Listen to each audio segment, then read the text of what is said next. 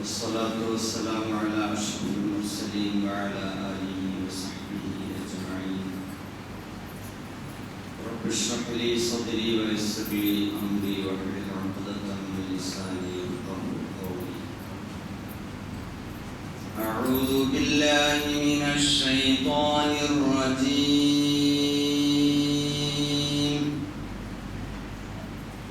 بسم الله الرحمن الرحيم.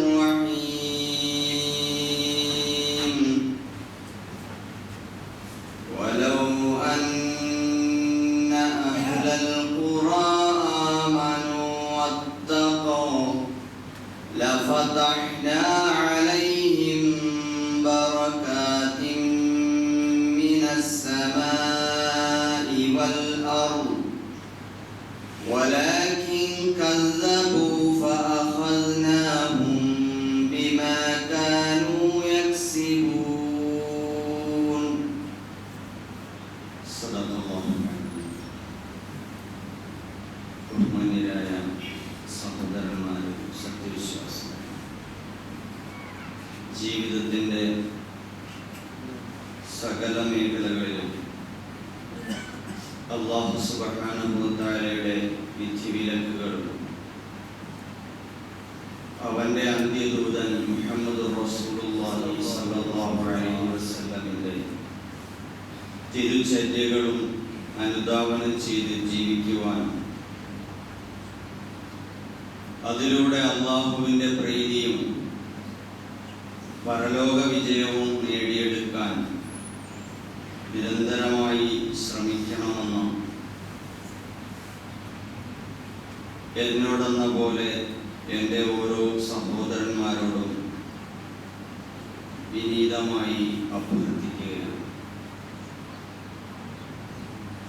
കാര്യങ്ങൾ ശ്രദ്ധയോടെ കേൾക്കുകയും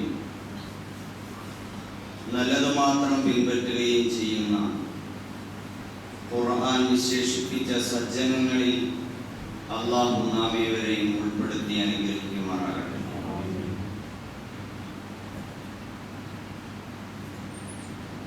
നാം ഇപ്പോൾ കഴിഞ്ഞുകൂടിക്കൊണ്ടിരിക്കുന്ന അന്തരീക്ഷം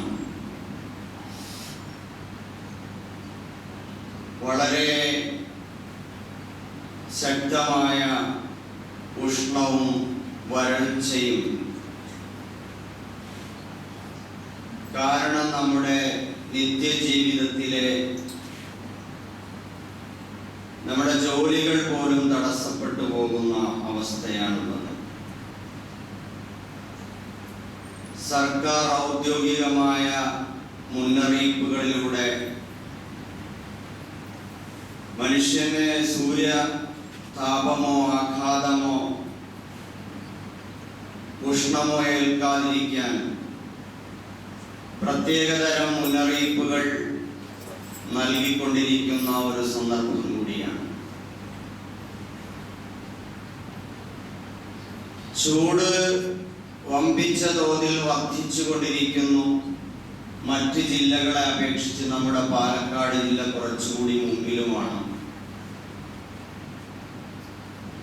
വെള്ളം കുടിക്കാൻ പോലും വേണ്ടത്ര കിട്ടാത്ത രൂക്ഷമായ പ്രതിസന്ധികളിലേക്ക് നമ്മൾ എടുത്തെറിയപ്പെടുന്നു. സസ്യങ്ങളൊക്കെ വാടിക്കരിഞ്ഞ് വളരെ ദയനീയമായി മരിച്ചുകൊണ്ടിരിക്കുന്നു. പക്ഷിപർവാദികൾ വെള്ളത്തിന് വേണ്ടി അലഞ്ഞ് അങ്ങുമിങ്ങും തിരക്കി നടക്കുന്ന അവസ്ഥ.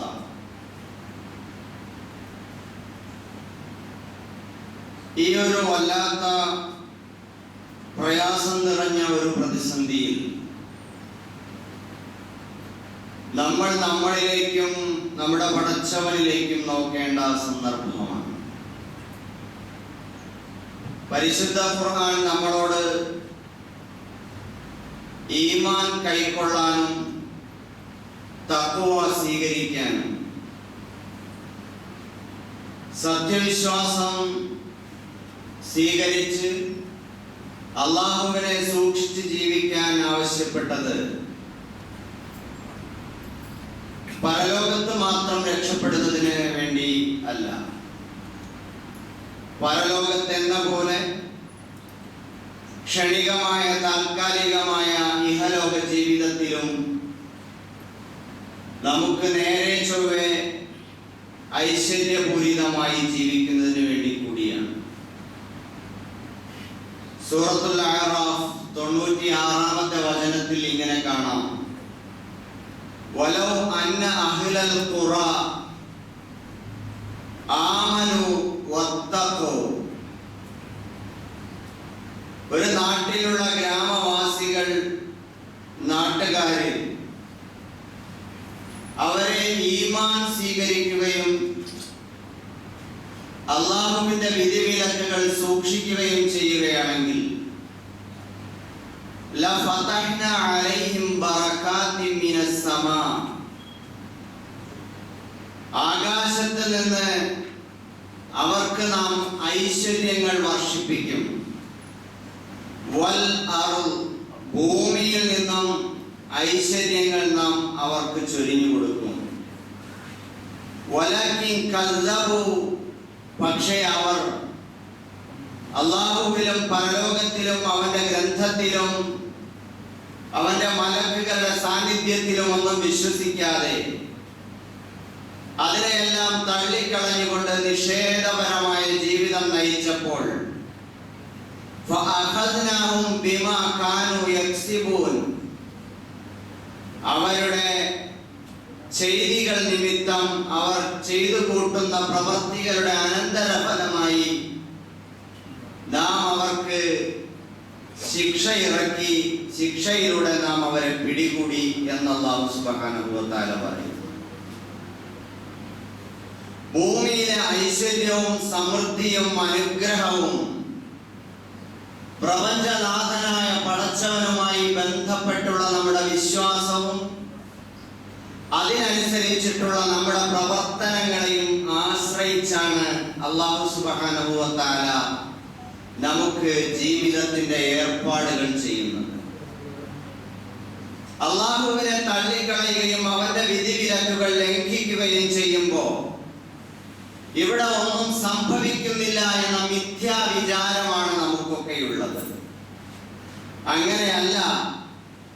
ഈ ഭൂമിയിൽ നടക്കുന്ന കാലാവസ്ഥാ വ്യതിയാനങ്ങളും ചൂടിന്റെ വർധനവും വരൾച്ചയും പട്ടിണിയും കഷ്ടപ്പാടും ദുരിതങ്ങളുമെല്ലാം ഈ പ്രപഞ്ചത്തിനാകമാനം അല്ലാഹു ഏർപ്പെടുത്തി കൊടുത്തിരിക്കുന്ന ഒരു പൊതുവായ സംവിധാനമുണ്ട്.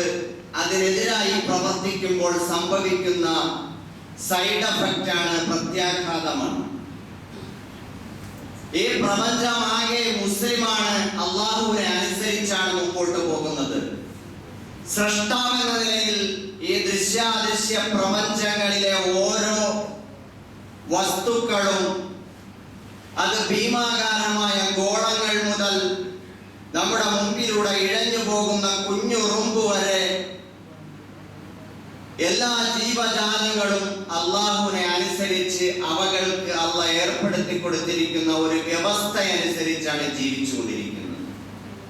അവകൾക്ക് അള്ളാഹു ഏർപ്പെടുത്തി കൊടുത്തിരിക്കുന്ന ഒരു ധർമ്മമുണ്ട്. ഉറുമ്പ് എന്ത് പണിയെടുക്കണം, ആന എന്ത് പണിയെടുക്കണം, സൂര്യൻ എന്ത് ചെയ്യണം, ചന്ദ്രൻ എങ്ങനെ സഞ്ചരിക്കണം, പ്രവർത്തിക്കണം, അല്ലെങ്കിൽ ഓരോ കാര്യങ്ങളും എങ്ങനെയാണ് ഭൂമിയിൽ നടക്കേണ്ടതെന്ന് അള്ളാഹു ഒരു കൃത്യമായ ക്രമീകരണം ഏർപ്പെടുത്തി കൊടുത്തിട്ടുണ്ട്. ഓരോ വസ്തുവിനും ഓരോ ധർമ്മം, ഡ്യൂട്ടി ഏൽപ്പിച്ചിട്ടുണ്ട്. അത് അവകൾ കൃത്യമായി ചെയ്തുകൊണ്ടിരിക്കും. അതിനെ ലംഘിക്കാൻ അവകൾക്ക് സാധ്യമല്ല. അപ്പൊ അതാണ് ഇസ്ലാം എന്ന് പറയുന്നത്, അനുസരണ എന്ന് പറയും. അള്ളാഹുവിനെ അനുസരിക്കുകയാണ് പ്രപഞ്ചമാസകലം. വലഹു അസ്ലമ മൻ ഫിസ് സമാവാതി വ മൻ ഫിൽ അർദ്. പലപ്പോഴും ഞാൻ സൂചിപ്പിക്കാറുണ്ട്, ഈ പ്രപഞ്ചത്തിലുള്ള എല്ലാം അള്ളാഹുവിന് മുസ്ലിമായിരിക്കുന്നു, അവനെ അനുസരിക്കുന്നു എന്നതുപോലെ മനുഷ്യരായ നമ്മൾ എങ്ങനെ ജീവിക്കണമെന്ന് അല്ലാഹു സുബ്ഹാനഹു വ തആല പ്രവാചകനെ അയച്ചുകൊണ്ട് ഗ്രന്ഥം നൽകിക്കൊണ്ട് അല്ലാഹു മാർഗദർശനം ചെയ്തിരിക്കുകയാണ്. അവനെ അനുസരിച്ച് ജീവിക്കണം. അപ്പോഴാണ് ഈ പ്രപഞ്ചത്തോട്, അല്ലാഹുവിനെ അനുസരിച്ച് മുമ്പോട്ട് പോകുന്ന ഈ പ്രപഞ്ച സാകല്യത്തോട് താദാത്മ്യപ്പെടുന്നതും ഐക്യപ്പെടുന്നതും ബാലൻസ്ഡ് ആയിത്തീരുന്നതും അപ്പോഴാണ്. നമ്മളും നമ്മുടെ മുമ്പിലുള്ള ഒരു ചെടിയെ പോലെ, മരത്തെ പോലെ, മൃഗത്തെ പോലെ, ഉറുമ്പിനെ പോലെ, സൂര്യനെ പോലെ, ഗോളങ്ങളെ പോലെ അള്ളാഹുവിന് മുമ്പിൽ അവനെ അനുസരിക്കുന്നതും അവനെ പ്രകീർത്തിക്കുന്നതും നമ്മൾ ബുദ്ധിപൂർവം മറ്റൊന്നിനും കൊടുക്കാത്ത ബുദ്ധിയും ബോധവും വിവേകവും അള്ളാഹു നമുക്ക് നൽകിയിട്ടുണ്ട്. അത് ബോധപൂർവം ഉപയോഗപ്പെടുത്തിക്കൊണ്ട് അള്ളാഹുവിന് കീഴ്വണങ്ങുകയും അനുസരിക്കുകയും ചെയ്യുമ്പോഴാണ് പ്രകൃതിക്കൊപ്പം നമ്മളുമായി തീരുന്നത്. എല്ലാവർക്കും മനസ്സിലാവുമെന്ന് വിചാരിക്കുന്നു. അപ്പൊ അതാണ് ഇസ്ലാം. സഹോദരങ്ങളെ, അതിന് വിരുദ്ധമായി അള്ളാഹുവിന്റെ കൽപ്പനകളെ ലംഘിക്കുമ്പോൾ ഇവിടെ എന്ത് സംഭവിക്കുന്നു എന്ന് നമുക്ക് തോന്നാം. വലിയ കാര്യങ്ങൾ സംഭവിക്കുകയാണ്. അപ്പൊ അല്ലാഹു സുബ്ഹാനഹു വ തആലയെ അനുസരിക്കുകയും അവനെ സൂക്ഷിക്കുകയും ചെയ്യുമ്പോൾ ഭൂവാനങ്ങളിൽ നിന്ന്, മേഘപാളികളിൽ നിന്ന് മഴ വർഷിക്കും. ഇവിടെ സമൃദ്ധമായ മഴ ലഭിക്കും. സസ്യങ്ങൾ ഉൽപാദനം നടത്തും. നമുക്ക് വേണ്ടുവോളം വിഭവങ്ങൾ സമൃദ്ധമായി ലഭിക്കും. അതുപോലെ ഭൂമിയിൽ നിന്ന് അല്ലാഹു ഇഷ്ടം പോലെ വിഭവങ്ങൾ നമുക്ക് നൽകും. ഇതെല്ലാം ഈമാനിന്റെയും തഖ്വയുടെയും അനന്തര ഫലങ്ങളാണ്. നമ്മൾ അല്ലാഹുവിനെ അനുസരിക്കുമ്പോൾ നമുക്ക് ലഭിക്കുന്ന കാര്യങ്ങളാണ്. പരിശുദ്ധ ഖുർആൻ നമ്മെ ഓർമ്മിപ്പിക്കുന്ന മറ്റൊരു കാര്യമുണ്ട്. ലോകത്താദ്യമായി നിർമ്മിക്കപ്പെട്ട പള്ളി. ഇന്ന അവ്വല ബൈത്തിൻ ഉളിഅ ലിന്നാസി ലല്ലദീ ബിബക്കത മുബാറകൻ വഹുദൻ ലിൽ ആലമീൻ. ഭൂലോകത്തെ ജനങ്ങൾക്ക് വേണ്ടി നിർമ്മിക്കപ്പെട്ട ആദ്യത്തെ ഭവനം ഏതാണ്? അത് കഅബയാണ്. കഅബ ശരീഫാണ്. അതിനെക്കുറിച്ച് അല്ലാഹു പറയുന്നത് മുബാറക്കൻ എന്നാണ്. ഐശ്വര്യപൂരിതമായ പള്ളി. ഹുദൻ എന്നുമാണ്. സന്മാർഗ ദർശനം നൽകുന്ന പള്ളി. അപ്പൊ ലോകത്താദ്യമായി നിർമ്മിക്കപ്പെട്ട ഭവനം കഅബാലയത്തിന്റെ രണ്ട് ധർമ്മങ്ങളാണ് അവിടെ കാണുന്നത്. ഒന്ന് ബറക്കത്ത്, രണ്ട് ഹിദായത്ത്. ബറക്കത്ത് എന്ന് പറഞ്ഞാൽ മനുഷ്യ ജീവിതത്തിന് ആവശ്യമായ വിഭവങ്ങൾ ആ പള്ളിയുമായി, ആ പള്ളിയിലൂടെ അല്ലാഹുവുമായി ബന്ധപ്പെടുന്നതിലൂടെ നമുക്ക് ലഭിക്കുകയാണ്. ഐശ്വര്യം വന്ന് നിറയുകയാണ്. ജീവിതം അനുഗ്രഹപൂരിതമാവുകയാണ്. മറ്റൊന്ന് ഹിദായത്താണ്. എങ്ങനെയാണ് ഒരു മനുഷ്യൻ അല്ലാഹുവിനെ അനുസരിച്ച് ജീവിക്കേണ്ടത് എന്ന സന്മാർഗ ദർശനമാണ്. ഇത് രണ്ടും ഒരു അല്ലാഹുവിന്റെ ഭവനത്തിൽ നിന്ന് കിട്ടേണ്ട കാര്യങ്ങളാണ്. ഹിദായത്ത് മാത്രമല്ല, ബറക്കത്ത് കൂടിയുണ്ടതിൽ. മനുഷ്യ ജീവിതത്തിന് ബറക്കത്തുണ്ട്. ബറകാത്തിൻ മിനസ് സമാഇ വൽ അർദ് എന്ന് ഖുർആൻ പറഞ്ഞതുപോലെ ഈമാനും തഖ്വയും അനുസരിച്ച് പള്ളികളിൽ ജീവിക്കുന്ന, പ്രാർത്ഥിക്കുന്ന, കഴിഞ്ഞുകൂടുന്ന സഹോദരങ്ങൾക്ക് അല്ലാഹുവിന്റെ വാനലോകത്തിൽ നിന്നും ഭൂമിയിൽ നിന്നും ഇഷ്ടം പോലെ ബറക്കാത്തുകൾ, ഐശ്വര്യങ്ങൾ, വിഭവങ്ങൾ അവർക്ക് വന്നു കിട്ടണം. അത് പള്ളിയുടെ തേട്ടമാണ്, മസ്ജിദിന്റെ തേട്ടമാണ്. സഹോദരങ്ങളെ, ആ കഅബാലയത്തിലേക്കാണ് ഇന്ന് ഹാജിമാർ യാത്ര പുറപ്പെടാൻ ഒരുങ്ങിക്കൊണ്ടിരിക്കുകയാണ്. നമ്മുടെ നാട്ടിൽ നിന്നും ഹാജിമാർ പുറപ്പെടുന്നുണ്ട്. അല്ലാഹു തആല എല്ലാവരുടെയും യാത്രകൾ എളുപ്പമാക്കട്ടെ. ഇത്തവണത്തെ ഹജ്ജ് ലോക സമാധാനത്തിനും ലോക നീതിയും സ്ഥാപിക്കപ്പെടുന്നതിനുള്ള അല്ലാഹുവിനുള്ള വമ്പിച്ച അപേക്ഷകളായി സ്വീകരിക്കപ്പെടുന്ന പ്രാർത്ഥനകളായി അല്ലാഹു കബൂൽ ചെയ്യുമാറാകട്ടെ. സഹോദരങ്ങളെ, അപ്പൊ കഅബാലയത്തിന്റെ ഒരു വലിയ സന്ദേശം എന്താണ്?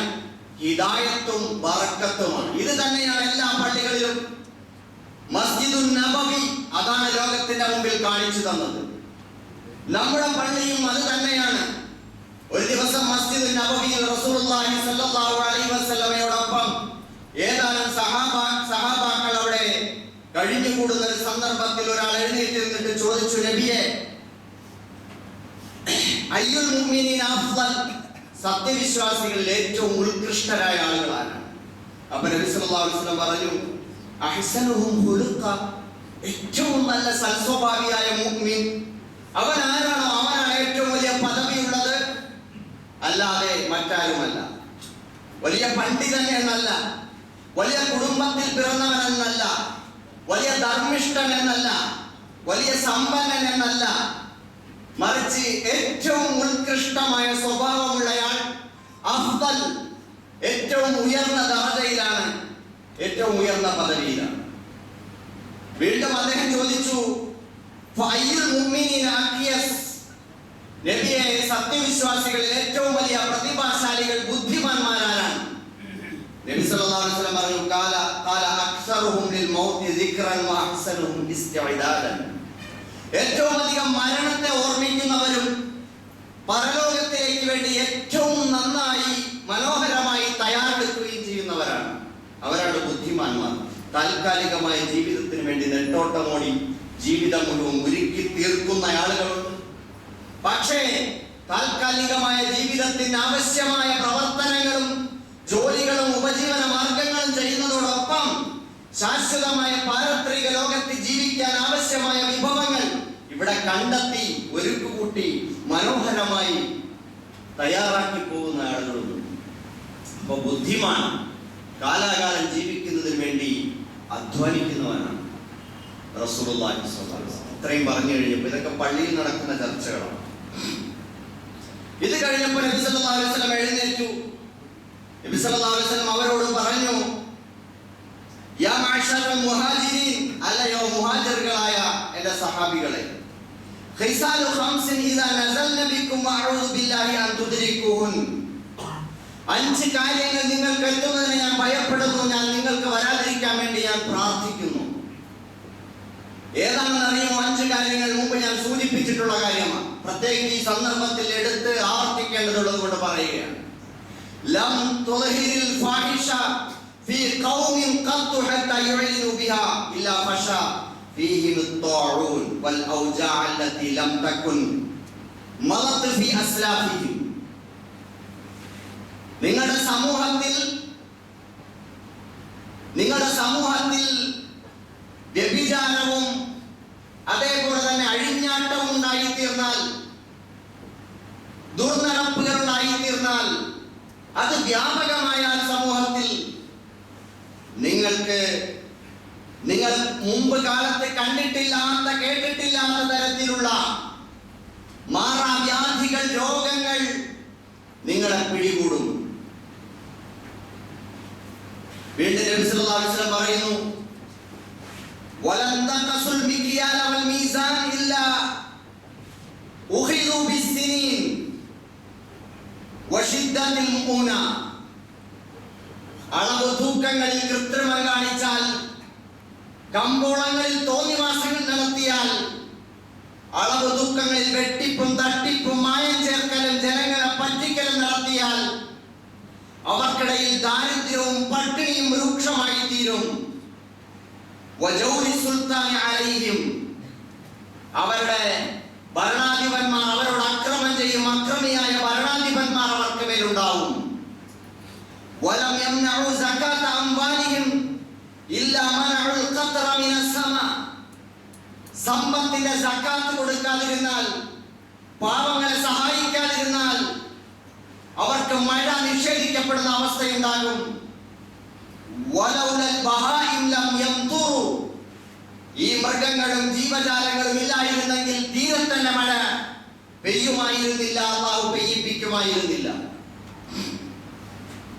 സഹോദരങ്ങളെ, സകാത്തും സദഖയും സമൂഹത്തിൽ ഇല്ലാതായി പോവുക, നിസ്കാരത്തോളമോ നോമ്പിനോളമോ ഹജ്ജിനോളമോ പോലും സകാത്ത് ചർച്ചയാവാതെ, അത് നടപ്പിലാക്കപ്പെടാതെ സമ്പാദിച്ചതും കൊണ്ട് ആളുകൾ സ്വന്തമായി ജീവിച്ചു പോകുന്ന ഒരവസ്ഥ, പാവപ്പെട്ടവന്റെ അവകാശങ്ങളും അവന്റെ അവശതകളും കഷ്ടപ്പാടുകളും കണ്ട് പരിഹരിക്കാൻ ശ്രമിക്കാത്ത അവസ്ഥ വരുമ്പോ അല്ലാഹ് നമ്മളെ മഴയില്ലാതെ വരൾച്ചയിലേക്കും കൊടും ചൂടിലേക്കും തള്ളിവിടുകയാണ്.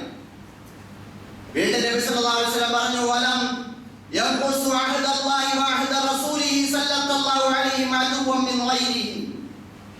അല്ലാഹുവിനോടും റസൂലിനോടുമുള്ള കരാറുകൾ, ഉടമ്പടികൾ പാലിക്കാതെ വന്നാൽ, നമ്മൾ അല്ലാഹുവിനോടും റസൂലിനോടും ഒരുപാട് കരാറുകൾ പരിശുദ്ധ ഖുർആനിലൂടെ ഹദീസിലൂടെ എല്ലാം നമ്മൾ ചെയ്തിട്ടുണ്ട്. നമ്മുടെ ഈമാന്റെ ഭാഗമായി അത് നമ്മൾ നമ്മളിൽ വന്നു ചേർന്നിട്ടുണ്ട്. അത് നമ്മൾ പാലിക്കാതിരുന്നാൽ നമുക്ക് മേൽ എന്ത് സംഭവിക്കും? ബാഹ്യ ശത്രുക്കൾ നമുക്ക് മേൽ ആധിപത്യം സ്ഥാപിക്കും. അള്ളാഹുവിനോടും റസൂലിനോടുമുള്ള കരാറുകൾ പാലിച്ചുകൊണ്ട് അമാനത്തുകൾ നിർവഹിക്കാൻ, സാമൂഹികമായ ഉത്തരവാദിത്തങ്ങൾ നിർവഹിക്കാൻ, സാമ്പത്തികമായ ഉത്തരവാദിത്തങ്ങൾ നിർവഹിക്കാൻ, കുടുംബപരമായ ഉത്തരവാദിത്തങ്ങൾ നിർവഹിക്കാൻ നമ്മൾ മുമ്പോട്ട് വരുമ്പോ നമുക്ക് അല്ലാഹു സുബ്ഹാനഹു വ തആല മേൽക്കൈ തരും. അതൊന്നും നിർവഹിക്കാതെ നമ്മൾ വ്യക്തിപരമായ കാര്യങ്ങളിൽ ഒതുങ്ങി പോകുമ്പോ നമുക്ക് മേൽ ശത്രുക്കൾ, ബാഹ്യ ശത്രുക്കൾ ആധിപത്യം ചെലുത്തും.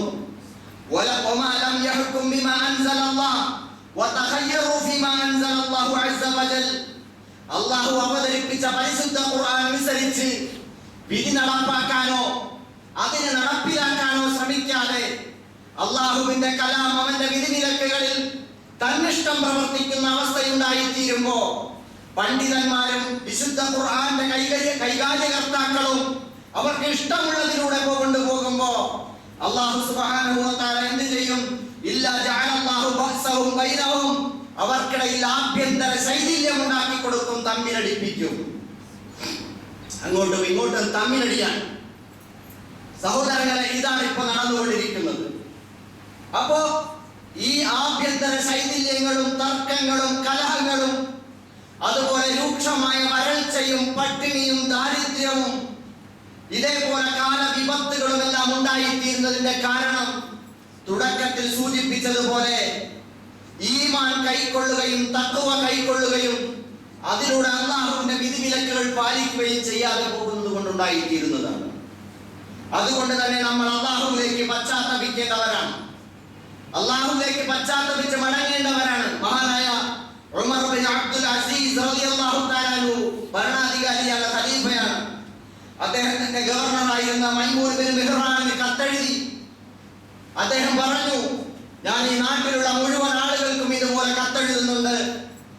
ഞാൻ അവരോട് പറയുന്നത്, ഇവിടെ രൂക്ഷമായ വരൾച്ചയും പ്രതിസന്ധികളും ജീവിത പ്രയാസങ്ങളും നേരിട്ടുകൊണ്ടിരിക്കുന്നുണ്ട്. അതുകൊണ്ട്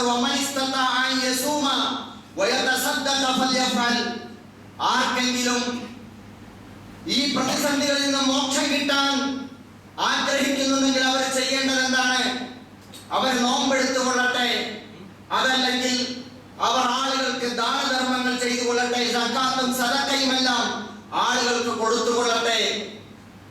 അതുപോലെ തന്നെ അവർ ചെയ്തു പോയിട്ടുള്ള തെറ്റുകുറ്റങ്ങളിൽ നിന്നും അവർ പശ്ചാത്തപിച്ചു കൊള്ളട്ടെ. എന്നിട്ട് അദ്ദേഹം പറയുന്നു, വഖൂലു കമാ ഖാല അബൂക്കും, അബവാക്കും, നിങ്ങളുടെ മാതാപിതാക്കൾ ആദം ഹവ്വ അലൈഹിമസ്സലാം അല്ലാഹുവിനോട് പശ്ചാത്തപിച്ചതുപോലെ ചെയ്ത തെറ്റെന്തോ അതിനെ കുറിച്ച് ഓർത്തുകൊണ്ട് അതിലേക്ക് ഇനി ഒരിക്കലും മടങ്ങുകയില്ല എന്ന് പ്രതിജ്ഞ ചെയ്തുകൊണ്ട് പശ്ചാത്തപിച്ചു കൊള്ളട്ടെ.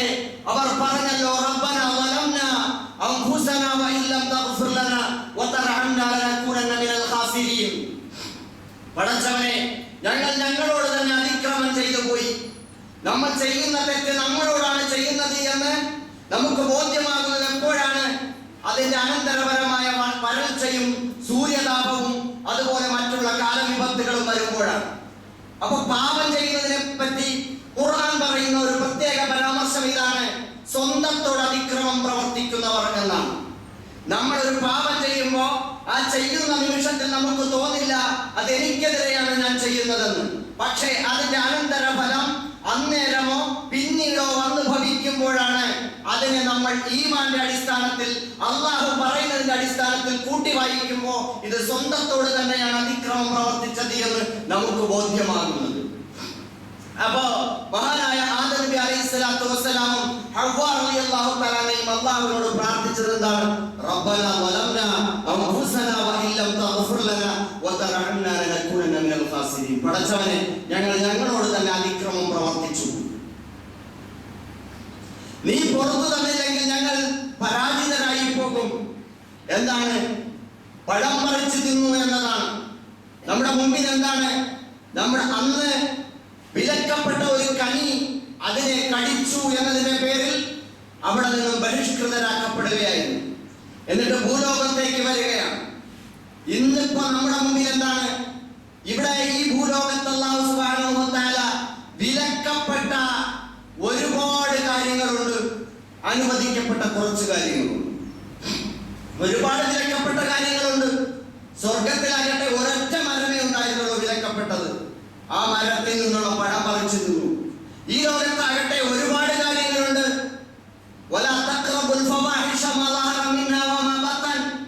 നിങ്ങൾ മ്ലേച്ഛമായ കാര്യങ്ങളിലേക്ക്, നീചവൃത്തികളിലേക്ക്, സദാചാര ലംഘനങ്ങളിലേക്ക് പോകരുത്. നിങ്ങൾ വളരെ മര്യാദയ്ക്ക് വേണം ജീവിക്കാൻ എന്ന് അല്ലാഹു സുബ്ഹാനഹു വ തആല പറഞ്ഞതിനോട് അടുത്തു പോകരുത് എന്ന്, ആ മരത്തോട് അടുക്കരുത് എന്ന് സ്വർഗത്തിൽ പറഞ്ഞ ഇവിടെ ഒരുപാട് കാര്യങ്ങളുണ്ട്. നിങ്ങൾ ഒരിക്കലും വ്യഭിചാരത്തോട് അടുത്തു പോകരുത്, ഇങ്ങനെയെല്ലാം അല്ലാഹു പറയുന്നുണ്ട്. അപ്പോ ഇവിടെ നമ്മുടെ മുമ്പിൽ ഒരുപാട് ഹറാമുകളുണ്ട്.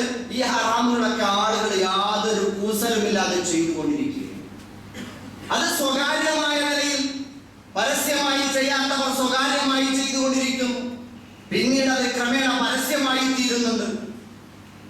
ആപ്പിൾ ഫോണിന്റെ ചിഹ്നം നിങ്ങൾ ശ്രദ്ധിച്ചിട്ടുണ്ടാവും. അതിന്റെ ഒരു ഭാഗത്ത് മാത്രമേ കടിയേറ്റിട്ടുള്ളൂ, അല്പഭാഗം മാത്രമേ ഉള്ളൂ. ബാക്കി മുഴുവൻ ആപ്പിൾ നിങ്ങൾക്ക് തിന്നാം. വിലക്കപ്പെട്ട കനി അതെന്തിലൂടെ വേണം? അത് നിങ്ങളുടെ മുമ്പിലുള്ള ഈ മൊബൈൽ ഫോണിലൂടെ നിങ്ങൾക്ക് സാധ്യമാണ്. സ്വർഗത്തിൽ വിലക്കപ്പെട്ട, സ്വർഗത്തിൽ ആപ്പിളിന്റെ അല്പം മാത്രമേ കടിക്കാൻ പറ്റിയിട്ടുള്ളൂ. ഇനി ബാക്കി ഭൂരിഭാഗവും നിങ്ങൾക്ക് കടിക്കാനും തിന്നാനും നിങ്ങൾക്ക് അവസരം ഇവിടെയുണ്ട്. ആപ്പിൾ ഫോണിന്റെ സിമ്പൽ നിങ്ങൾ ശ്രദ്ധിച്ചിട്ടുണ്ടാവും.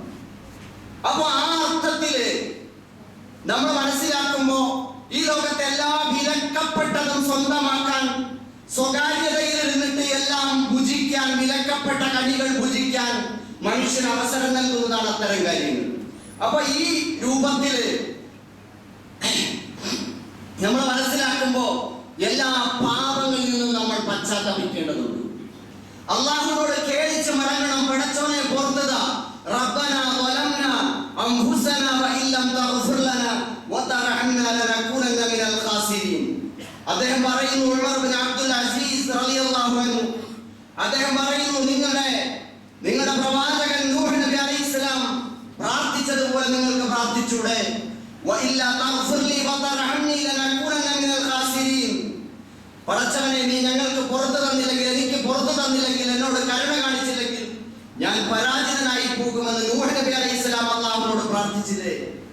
നിങ്ങൾക്ക് പ്രാർത്ഥിച്ചുകൂടെ? മൂസ നബി അലൈഹിസ്സലാം പ്രാർത്ഥിച്ചതുപോലെ റബ്ബി ഇന്നി വലംതു നഫ്സി ഫഗ്ഫിർ ലി. പടച്ചവനെ, ഞാൻ എന്നോട് തന്നെ അതിക്രമം പ്രവർത്തിച്ചു പോയി, എനിക്ക് പുറത്തു താ എന്ന് മൂസ നബി അലൈഹിസ്സലാം പ്രാർത്ഥിച്ചതുപോലെ നിങ്ങൾക്ക് പ്രാർത്ഥിച്ചുകൂടെ? വീണ്ടും അദ്ദേഹം ചോദിക്കുന്നു, വഖൂലു കമാ ഖാല യൂനുസ്.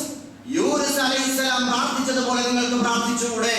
ലാ ഇലാഹ ഇല്ലാ അൻത സുബ്ഹാനക ഇന്നി കുന്തു മിനൽ ളാലിമീൻ. പടച്ചവനെ, നീ മാത്രമാണ് ആരാധനയ്ക്കർഹൻ, ഞാൻ അതിക്രമം പ്രവർത്തിച്ചു പോയിരിക്കുന്നു, നീയാണ് പരമപരിശുദ്ധൻ, ഞാൻ നിന്നിൽ പങ്കു ചേർത്തിരിക്കുന്നു, നിന്നിലുള്ള വിശ്വാസത്തെ ഞാൻ വെട്ടിച്ചുരുക്കിയിരിക്കുന്നു, നിന്നിൽ എനിക്ക് വിശ്വാസമില്ലാതായി പോയിരിക്കുന്നു, നിന്നെ അനുസരിക്കാതായി പോയിരിക്കുന്നു, നീ എനിക്ക് പുറത്തു തരണമേ, നീ പരമപരിശുദ്ധനാണ് എന്ന് പറഞ്ഞുകൊണ്ട് അള്ളാഹുവിനോട് പശ്ചാത്തപിച്ച, ഖേദിച്ച മഹാനായ യൂനുസ് അലൈഹിസ്സലാം ഖേദിച്ചതുപോലെ, പ്രാർത്ഥിച്ചതുപോലെ, പശ്ചാത്തപിച്ചതുപോലെ നിങ്ങൾക്കായിക്കൂടെ എന്ന് മഹാനായ ഉമർ ഇബ്നു അബ്ദുൽ അസീസ് റളിയല്ലാഹു തആല ചോദിക്കുകയുണ്ടായി. സഹോദരങ്ങളെ, അതുകൊണ്ട് ഞാൻ ഈ ഒരു ഭാഗം അവസാനിപ്പിക്കുകയാണ്. നമ്മൾ നേരിടുന്ന എല്ലാവിധ കാലവിപത്തുകളും പ്രതിസന്ധികളും പ്രശ്നങ്ങളും നമ്മുടെ തന്നെ പ്രവർത്തനങ്ങളുടെ അനന്തരഫലങ്ങളായി വരുന്നതാണ്. പടച്ചതമ്പുരാൻ ഈ ഭൂമിയെ അതിമനോഹരമായി എല്ലാവർക്കും പറ്റുന്ന വിധത്തിൽ വാസയോഗ്യമാക്കി തന്നിട്ടുണ്ട്. പ്രപഞ്ചത്തിന്റെ രഹസ്യം അല്ലാഹു വെളിപ്പെടുത്തി തന്നു. അവനെ അനുസരിക്കുന്നതിനിടെയാണ് ഇവിടുത്തെ സുഗമമായ ജീവിതം. പക്ഷെ നമ്മൾ മനുഷ്യ സമൂഹം ധിക്കാരം പ്രവർത്തിക്കുന്നതിലൂടെ ഭൂമിയിൽ പ്രശ്നങ്ങൾ ഉണ്ടാവുകയാണ്. അങ്ങനെ വരുമ്പോ നമ്മൾ എന്ത് വേണം? അല്ലാഹുവിലേക്ക് തിരിച്ചു പോവുക എന്നുള്ളത്. അല്ലാഹുവിലേക്ക് തിരിച്ചു പോവുക, പശ്ചാത്തപിക്കുക എന്നുള്ളതാണ്. ഇവിടെ സൂചിപ്പിച്ചതുപോലെ നമസ്കരിച്ചും നോമ്പെടുത്തും സദഖകൾ ചെയ്തും ദാനധർമ്മങ്ങൾ ചെയ്തും സകാത്ത് കൊടുത്തും അതുപോലെ അവനോട് നിരന്തരം അസ്തഗ്ഫിറുല്ലാഹ് എന്ന് പശ്ചാത്തപിച്ചും അവനോട് പ്രാർത്ഥിച്ചുകൊണ്ടും അല്ലാഹുവിലേക്ക് മടങ്ങണം. അല്ലാഹുവിന്റെ തീരുമാനം നമുക്ക് അനുകൂലമാവണം. നമ്മൾ ചെയ്തു പോയ എല്ലാ തെറ്റുകുറ്റങ്ങളിൽ നിന്നും അല്ലാഹുവിനോട് പശ്ചാത്തപിച്ച് മടങ്ങുന്ന ഒരവസ്ഥയുണ്ടാവും. നമുക്ക് വെള്ളം നഷ്ടപ്പെട്ടു പോയാൽ കൊണ്ടുതരാൻ ആരുമില്ല. അല്ലാഹു അല്ലാതെ മറ്റാരും നമുക്ക് വെള്ളം തരാനില്ല. ഖുൽ അറഅയ്തും ഇൻ അസ്ബഹ മാഉക്കും ഗൗറൻ ഫമൻ യഅ്തീകും ബിമാഇൻ മഈൻ. നിങ്ങൾ കുടിക്കുന്ന ഈ ശുദ്ധജലം ഇതിനെ ഒന്ന് തടഞ്ഞു വെച്ചാൽ, ഇതിനെ വറ്റിച്ചു കളഞ്ഞാൽ നിങ്ങൾക്ക് ഇത് കൊണ്ടുതരാൻ ആരെങ്കിലും ഉണ്ടോ എന്ന് അല്ലാഹു ചോദിക്കുന്നു. ആർക്കും സാധ്യമല്ല. വീണ്ടും അല്ലാഹു പറയുന്നു, അഫറഅയ്തുമുൽ മാ അല്ലദീ തശ്റബൂൻ. നിങ്ങൾ കുടിക്കുന്ന വെള്ളത്തെ പറ്റി നിങ്ങൾ ചിന്തിച്ചിട്ടുണ്ടോ? ആ വെള്ളം അഅൻതും അൻസൽതുമൂഹു മിനൽ മുസ്നി അം നഹ്നുൽ മുൻസിലൂൻ. മേഘപാളികളിൽ നിന്ന് ഇറക്കി തന്നവൻ നിങ്ങളാണോ അതല്ല നാമാണോ? ലൗ നശാഉ ലജഅൽനാഹു ഉജാജൻ ഫലൗലാ തഷ്കുറൂൻ. നാം ഉദ്ദേശിച്ചിരുന്നെങ്കിൽ ഈ സമുദ്രനിരപ്പിൽ നിന്ന് നീരാവിയായി ഉയർന്നു പൊങ്ങിയ ഈ വെള്ളം അതേ രൂപത്തിൽ തനി ഉപ്പുവെള്ളമാക്കി തന്നെ നിങ്ങൾക്ക് പെയ്യിപ്പിച്ച് തന്നാൽ നിങ്ങൾക്ക് ശുദ്ധജലം കിട്ടുമായിരുന്നില്ലല്ലോ. അതിനെ ചവർപ്പുള്ള വെള്ളമാക്കി തന്നെ തന്നാൽ ആർക്കാണ് അത് ഉപയോഗപ്പെടുക? നിങ്ങൾ എന്തേ ഈ ശുദ്ധജലം തന്നിട്ടും നിങ്ങൾ നന്ദിയുള്ളവരാകാത്തത്? ഭൂമിയിൽ ശുദ്ധജലം വളരെ കുറച്ചു മാത്രമേ ഉള്ളൂ. ആകെ 2.5% മറ്റോ മാത്രമേ ഉള്ളൂ. മഹാഭൂരിഭാഗവും മനുഷ്യർ ഉപയോഗിക്കാൻ പറ്റാത്ത വെള്ളമാണ്. അപ്പൊ ആ ശുദ്ധജലം അല്ലാഹു വളരെ ദുർലഭമായ നിലയിൽ സാർവത്രികമായി നമുക്ക് നൽകിയിരിക്കുന്നു. നമ്മുടെ ആവശ്യത്തിന് ഉപയോഗിക്കാൻ അത് കഴിയുന്നു. ആ വെള്ളം അങ്ങ് വറ്റിച്ചു കളഞ്ഞാൽ ആരും കൊണ്ടുതരാനില്ല. അതുകൊണ്ട് സഹോദരങ്ങളെ, ഈ പ്രത്യേകമായ പരിതസ്ഥിതിയിൽ അല്ലാഹുവിലേക്ക് കൂടുതൽ അടുക്കാനും പശ്ചാത്തപിക്കാനും നമ്മൾ തയ്യാറാവും. തെറ്റുകുറ്റങ്ങൾ തിരുത്താൻ തയ്യാറാവും. അതുപോലെ വെള്ളം അമൂല്യമാണ്. അത് ഉപയോഗപ്പെടുത്താൻ, അത് ഒഴുകുന്ന നദിയിൽ നിന്ന് ഒതുവെടുത്താലും നീ 3 വട്ടം നിന്റെ അവയവം കഴുകുന്നതിനപ്പുറം 4ാമത്തെ ഒരു തവണ കൂടി കഴുകരുത്. അത് ഇസ്രാഫാണ്, അമിതവ്യയമാണ്. നീ ചിലപ്പോൾ വിചാരിക്കും, ഇത് ഞാൻ കുറച്ചുകൂടി എൻ്റെ മുഖമൊക്കെ ഒന്ന് നന്നായിട്ട് ശുദ്ധിയാവാൻ വേണ്ടിയാണ് എന്ന് ചിന്തിച്ചാൽ അത് തെറ്റുകൂടിയാണ്. ഇസ്രാഫാണ്, ദൂർത്താണ്. അത് ചെയ്യരുതെന്ന് റസൂലുള്ളാഹി സ്വല്ലല്ലാഹു അലൈഹി വസല്ലം. അതുകൊണ്ട് നമ്മുടെ പള്ളിയിലൊക്കെ വെള്ളം കുറവാണ്. ഏത് പള്ളിയിലായാലും പൊതു ആവശ്യത്തിനുള്ള വെള്ളം, പ്രത്യേകിച്ച് വീട്ടിലെ വെള്ളമാണെങ്കിൽ നമ്മൾ ഉപയോഗിച്ചാൽ അങ്ങോട്ടും ഇങ്ങോട്ടും ബാത്റൂമിൽ വെള്ളമില്ല, കുടിക്കാൻ വെള്ളമില്ല, പാചകത്തിനില്ല, അലക്കാനില്ല, വാഷിംഗ് മെഷീൻ ഇട്ടാൽ പ്രവർത്തിക്കണില്ല. ആകെ പ്രശ്നമാണ്. വീട്ടിലുള്ളവർ മാത്രം അനുഭവിച്ചാൽ മതി. അങ്ങോട്ടും ഇങ്ങോട്ടും നമ്മൾ ചെയ്ത അതിക്രമമല്ലേ, സൂക്ഷിച്ച് ഉപയോഗിക്കാത്തോണ്ടല്ലേ, മക്കളും ഉമ്മായും ബാപ്പായും കൂടെ ഇരുന്ന് പറഞ്ഞാൽ മതി. പക്ഷെ നമ്മുടെ പള്ളിയിലെ ബൈത്തുൽ മാലിന്യതാണ്. വെള്ളം ഉപയോഗിക്കുമ്പോൾ എല്ലാ സഹോദരന്മാരും സൂക്ഷിക്കണം. ബാത്റൂമിലാണെങ്കിലും അല്ല, ഒതുവെടുക്കുന്ന ആവശ്യത്തിനാണെങ്കിലും ആവശ്യത്തിന് മാത്രം ടാപ്പ് വലിച്ചു തുറന്നിട്ട് അങ്ങോട്ട് വെള്ളം തെറിപ്പിക്കരുത്. അതെല്ലാം പാഴായി പോകും. ആവശ്യത്തിന് മാത്രം തുറന്ന് വെള്ളം ഉപയോഗിക്കുന്ന ഒരു ശീലം നമുക്ക് ഉണ്ടായിത്തീരണം. അതിലൂടെയൊക്കെ അള്ളാഹുവിന്റെ കാരുണ്യം നമുക്ക് കിട്ടും. അതാണ് നീതി. അതുകൊണ്ട് അതേ ചെയ്യാവൂ. അതുപോലെ ജീവജാലങ്ങളൊക്കെ അലമുറയിട്ട് കരഞ്ഞുകൊണ്ട് നടക്കുന്നുണ്ടാവും. വീട്ടുമുറ്റത്തൊക്കെ കുറച്ച് വെള്ളമൊക്കെ വെച്ചു കൊടുക്കണം. വല്ല നായക്കോ പൂച്ചയ്ക്കോ പറവകൾക്കോ ഒക്കെ വെള്ളം വെച്ചു കൊടുക്കണം. അപ്പൊ അതൊക്കെ നമ്മൾ ശ്രദ്ധിക്കണം. അല്ലാഹു സുബ്ഹാനഹു വ തആല നമ്മളെ അനുഗ്രഹിക്കുമാറാകണം. ഇന്നത്തെ ജുമാ സന്ദേശത്തിന്റെ അവസാനമായി വളരെ വേദനാജനകമായ ഒരു സംഗതി പങ്കുവെച്ചുകൊണ്ട് അവസാനിപ്പിക്കുകയാണ്. അല്ലാഹുവിന്റെ അതിമഹത്തായ അനുഗ്രഹത്താൽ നമ്മുടെ പൂർവികരായ സഹോദരന്മാർ പണി കഴിപ്പിച്ച ഈ പള്ളി, അൽഹംദുലില്ലാഹ്, മനോഹരമായ പള്ളി, ഇത് നമ്മൾ കഴിഞ്ഞ 8 പതിറ്റാണ്ടായി ഉപയോഗിക്കുകയായിരുന്നു.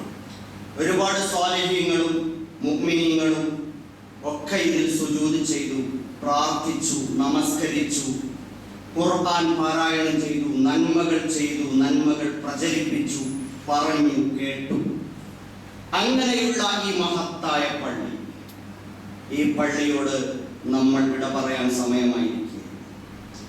റസൂലുള്ളാഹി സ്വല്ലല്ലാഹു അലൈഹി വസല്ലം ഈന്തപ്പനത്തടിയെ ആശ്രയിച്ചുകൊണ്ട് മിമ്പറിൽ നിന്നിട്ട് ഖുത്ബ നടത്താറുണ്ടായിരുന്നു. പിന്നീട് കുറച്ചുകൂടി പടികളുള്ള ഒരു മിമ്പർ വേണമെന്ന് തോന്നിയപ്പോൾ ആയിക്കോട്ടെ എന്ന് പറഞ്ഞ് നബി സല്ലല്ലാഹു അലൈഹി വസല്ലം അനുമതി കൊടുത്തു സഹാബാക്കൾ. അങ്ങനെ മറ്റൊരു മിമ്പർ കൊണ്ടുവന്ന് അവിടെ വെച്ചു. അതിൽ കയറി നിന്ന് നബി സല്ലല്ലാഹു അലൈഹി വസല്ലം ഖുത്ബ നിർവഹിച്ചു കൊണ്ടിരിക്കുമ്പോൾ തൊട്ടപ്പുറത്ത് മാറ്റിവെച്ചിരുന്ന ആ പഴയ മിമ്പർ തേങ്ങിക്കരയാൻ തുടങ്ങി.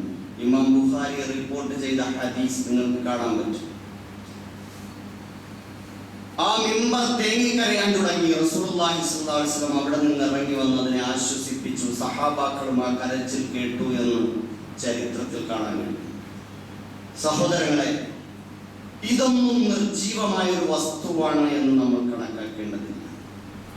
നമ്മുടെ നിലവിലുള്ള അളവുകോലനുസരിച്ച് നമുക്ക് എന്തിനൊക്കെ ജീവനുണ്ട് എന്ന് നമുക്ക് പരിശോധിച്ച് നോക്കുമ്പോൾ ചിലപ്പോൾ പരിമിതികളുണ്ടാകും.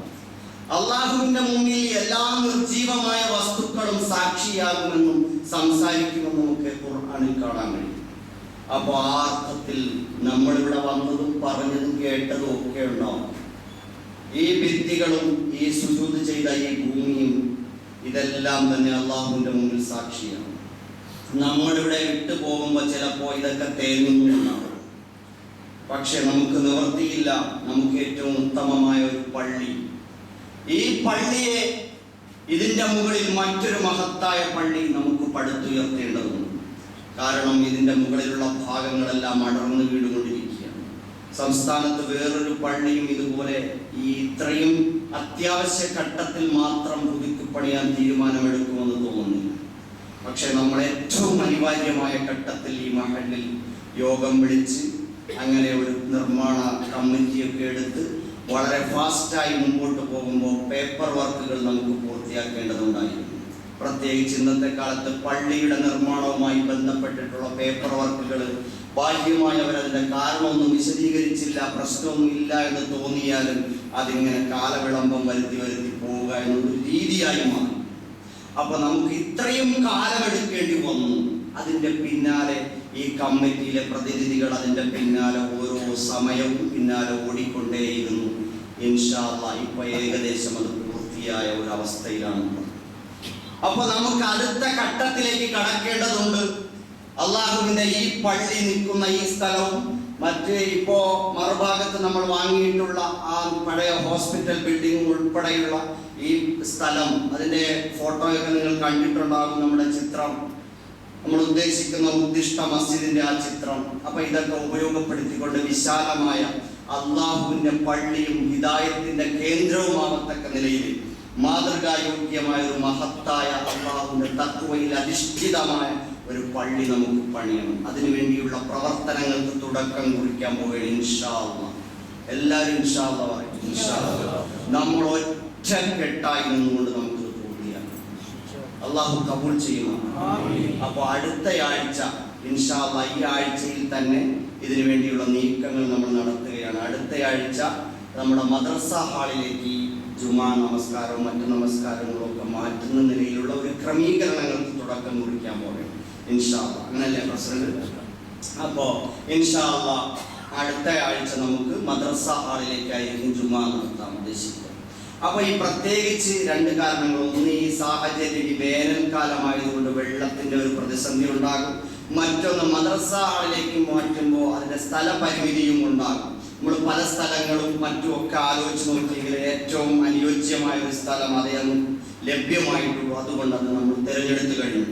അപ്പൊ അവിടെ നമ്മൾ ചെയ്യുമ്പോൾ പരമാവധി വീടുകളിൽ നിന്ന് ഓതുകൊടുത്തുകൊണ്ട് തന്നെ വരാൻ വേണ്ടി ശ്രദ്ധിക്കുക. വളരെ പരിമിതമായ പൊതുവിനുള്ള സൗകര്യങ്ങൾ മാത്രമേ അവിടെ ഉണ്ടാവൂ. അപ്പൊ എല്ലാവരും അങ്ങനെ ഒന്ന് ശ്രമിക്കുക. മറ്റൊരു കാര്യം, മറ്റ് ജുമയ്ക്ക് പരിസര ജുമാ പള്ളികളിലൊക്കെ പോകാൻ സൗകര്യമുള്ളവർ അങ്ങനെ കൂടി പോയിട്ട് അതിനുള്ളൊരു ക്രമീകരണം ഉറപ്പുവരുത്തുക. എന്തായാലും ഇൻഷാ അല്ലാഹ് സജീവമായി തന്നെ ജുമാ നമസ്കാരങ്ങളും ജമാഅത്ത് നമസ്കാരങ്ങളും അവിടെ നടക്കും. ആ പരിമിതി ഉൾക്കൊണ്ടുകൊണ്ട് എല്ലാവരും സഹകരിക്കണം എന്നറിയിക്കുകയാണ്. അള്ളാഹു കബൂൽ ചെയ്യുമാറാകട്ടെ. ഞാൻ അവസാനിപ്പിക്കുന്നതിന് മുമ്പ് സഹോദരങ്ങളെ, ഈ പള്ളിയിൽ നമ്മൾ ഇത്രയും വളരെയധികം വേദനയോടുകൂടി നമ്മൾ ഈ ജുമയോട് അവസാനിപ്പിക്കുമ്പോൾ അള്ളാഹുവിന്റെ ഈ പള്ളിക്ക് വേണ്ടി നമ്മൾ എന്ത് കൊടുക്കുന്നു എന്നത് ഓരോരുത്തർക്കും പ്രധാനമാണ്. ഓരോരുത്തരും ചിന്തിക്കാൻ, ഞാൻ എന്ത് കൊടുക്കാനാണ്? അതെ, നമ്മുടെ ഒരു നയാ പൈസ പോലും വിലപ്പെട്ടതാണ്. അത് ഈ നിർമ്മാണ കമ്മിറ്റി ഒരാളുടെ ഒരു രൂപ പോലും അത് വിലമതിക്കുന്നു. ആ അർത്ഥത്തിൽ എനിക്കെന്ത് കൊടുക്കാൻ പറ്റും എന്ന് ചിന്തിച്ചുകൊണ്ട് ഇതിനെ നമ്മൾ ഗഡുക്കളായിട്ട് നിർമ്മാണം പൂർത്തിയാകുന്ന മുറയ്ക്ക് കൊടുത്താൽ മതി. കുറെ സഹോദരന്മാരെ നമ്മൾ കണ്ടിരുന്നു, നേരിൽ കണ്ടപ്പോ അവരൊക്കെ തന്നെ അൽഹംദുലില്ലാഹ് സംഭാവനകൾ പറഞ്ഞിട്ടുണ്ട്. അവർക്ക് പറ്റുന്ന നിലയിലുള്ള ഗഡുക്കൾ ഏതൊക്കെയാണെന്ന് നോക്കി അത് വാങ്ങിയെടുക്കുന്ന ഒരു തുടർ പ്രവർത്തനം ഇൻഷാ അല്ലാഹ് ഉടനെ ആരംഭിക്കും. ബാക്കിയുള്ള സഹോദരങ്ങളെ കാണാൻ സമയം ലഭ്യമായിട്ടില്ല. അപ്പൊ നമുക്ക് ഇൻഷാ അല്ലാഹ് ഉടൻ തന്നെ അതിനു വേണ്ടിയുള്ള പ്രവർത്തനങ്ങൾ നടക്കും. അപ്പൊ ഓരോരുത്തരും വീട്ടിൽ പോയിട്ട് ഭാര്യയും മാതാപിതാക്കളും മക്കളും ഒക്കെ ആയിട്ട് കൂടിയാലോചിക്കണം. അള്ളാഹുവിന്റെ പള്ളി തലയെടുത്ത ഇസ്സത്തിന്റെ ഈമാന്റെ തഖ്വയുടെ ഒരു മഹാസൗധം ഇവിടെ വരുമ്പോൾ എന്റെ ഭാഗത്ത് നിന്ന് അതിൽ എന്തുണ്ടാവും? അത് കൃത്യമായി ആലോചിച്ച് അത് ഗഡുക്കളായിട്ട് കൊടുത്താൽ മതി. എല്ലാവരും അതിന് ഭാഗമാക്കാവണം. സ്ത്രീകളും കുട്ടികളും ഉൾപ്പെടെ വൃദ്ധന്മാർ ഉൾപ്പെടെ എല്ലാവർക്കും ഏതെങ്കിലും രൂപത്തിലൊരു പങ്കാളിത്തം അതിനകത്തുണ്ടാവണം. അതിന്റെ തുടക്കം എന്ന നിലയിൽ പല സഹോദരങ്ങളും നേരത്തെ തന്നെ അതിന്റെ ഭാഗങ്ങളായിട്ട് അതിന്റെ ഗഡുക്കളായിട്ട് കുറച്ചൊക്കെ ഏൽപ്പിച്ചിട്ടുമുണ്ട്. പക്ഷെ ഔദ്യോഗികമായ ഒരു തുടക്കം എന്ന നിലയിൽ ഈ പള്ളി ഈ ആഴ്ച ജുമാ ഇവിടെ അവസാനിപ്പിക്കുമ്പോൾ നമുക്കൊരു നല്ല തുടക്കമാവട്ടെ. ഇന്നത്തെ ബക്കറ്റ് കളക്ഷൻ ആർക്കും വേണ്ടിയല്ല, അള്ളാഹുവിന്റെ ഈ പള്ളിക്ക് വേണ്ടിയാണ്. ഈ സദക്ക എന്ന് പറയുന്നത് നിങ്ങൾ കൊടുക്കാനിരിക്കുന്ന സദക്കയ്ക്ക് തടസ്സമല്ല. ഇത് നമ്മളൊരു തുടക്കം എന്ന നിലയിൽ എല്ലാവരും ചെയ്യേണ്ട ഒരു സംഗതിയായി കണക്കിലെടുത്തുകൊണ്ട് ഒരു നല്ല തുടക്കം എന്ന നിലയിൽ ഇന്നത്തെ ബക്കറ്റ് കളക്ഷൻ നമ്മൾ മാറ്റണം. അതുകൊണ്ട് ഇപ്പൊ തന്നെ നിയ്യത്ത് ചെയ്തോളി. മനസ്സിൽ ഞാനിത് പറയുമ്പോൾ നിങ്ങൾ നിയ്യത്ത് ചെയ്തോളി. എന്താണോ നിങ്ങളുടെ പോക്കറ്റിൽ കനപ്പെട്ടത് വിലപ്പെട്ടത് അത് ഇന്നത്തെ ബക്കറ്റ് കളക്ഷനിൽ നിക്ഷേപിക്കണം. എന്നിട്ട് നമുക്ക് ദുആ ചെയ്തുകൊണ്ട് ഇന്നത്തെ ജുമാ അവസാനിപ്പിക്കാം. അതിന് സമയം ഉള്ളവരെല്ലാം ഇവിടെ ഇരിക്കുക. ജുമയ്ക്ക് ശേഷം ബാക്കിയുള്ളവർക്ക് തിരക്കുള്ളവർക്ക് പോകാം. എന്തായാലും അള്ളാഹുവിന്റെ പള്ളിയോട് നമ്മൾ സലാം പറയുകയാണ്. അള്ളാഹു സുബ്ഹാനഹു വ തആല നമുക്ക് ഇതിനേക്കാൾ ഉത്തമമായ മഹത്തായ ഒരു മസ്ജിദ് അള്ളാഹു നൽകി അനുഗ്രഹിക്കുമാറാകട്ടെ. അതിനുവേണ്ടി പണിയെടുക്കുന്ന എല്ലാവരെയും അനുഗ്രഹിക്കുമാറാകട്ടെ. ചിന്ത കൊണ്ട്, അധ്വാനം കൊണ്ട്, ശാരീരിക അധ്വാനം കൊണ്ട്, സാമ്പത്തികമായ സഹായം കൊണ്ട്, അഭിപ്രായങ്ങളിലൂടെ, പിന്തുണയിലൂടെ, മറ്റുള്ളവരെ സംഘടിപ്പിച്ച് കൂട്ടി യോജിപ്പിക്കുന്നതിലൂടെ ആരെല്ലാം ഇതിനു വേണ്ടി പണിയെടുക്കുന്നു അള്ളാഹു എല്ലാവരെയും സഹായിക്കുമാറാകട്ടെ. നമ്മുടെ എല്ലാ സദഖകളെയും അള്ളാഹു കബൂൽ ചെയ്യുമാറാകട്ടെ. നമ്മുടെ എല്ലാ കുറവുകളും അള്ളാഹു മാപ്പാക്കി തരുമാറാകട്ടെ. ആർക്കെല്ലാം വേണ്ടിയാണോ, നമ്മുടെ മാതാപിതാക്കൾക്ക് വേണ്ടി, നമ്മുടെ ഏറ്റവും അടുത്ത ബന്ധുമിത്രാദികൾക്ക് വേണ്ടി നമ്മൾ ചെയ്യുന്ന എല്ലാ സദഖകളെയും അള്ളാഹു കബൂൽ ചെയ്യുമാറാകട്ടെ. അതിലൂടെ അവർക്കെല്ലാം അത്യുന്നതമായ പ്രതിഫലവും എല്ലാവിധ മോക്ഷവും അള്ളാഹു നൽകി അനുഗ്രഹിക്കുമാറാകട്ടെ. നമ്മുടെ ജീവിതത്തിന് എല്ലാവിധ അഭിവൃദ്ധിയും അള്ളാഹു നൽകി അനുഗ്രഹിക്കുമാറാകട്ടെ. വാഖിറു ദഅ്വാനാ അൽഹംദുലില്ലാഹി റബ്ബിൽ ആലമീൻ.